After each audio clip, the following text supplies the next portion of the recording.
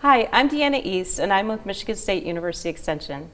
Here with me today is Brent Crain, who is an MSU Extension educator who specializes in home gardening.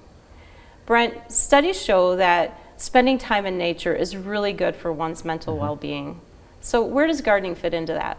There's a growing body of research that gardening offers the same benefits. And there are things like reduced anxiety, reduced stress, increased sense of mental focus. All of those things you can gain through gardening.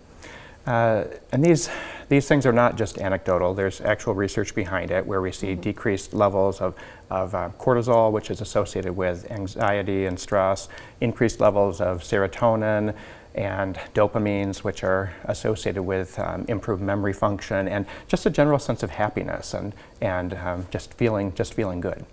Well, what if I'm not a gardener?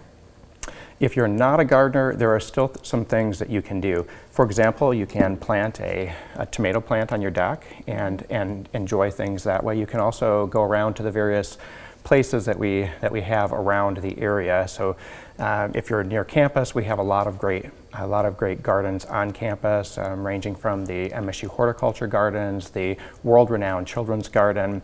Just south of that, there's the Lewis Arboretum, which is just a beautiful gem if you haven't been there, with lots of dwarf conifers and topiaries and water gardens and a relaxing Japanese garden. There's also a radiology has a healing garden, which is just a beautiful place to relax and enjoy.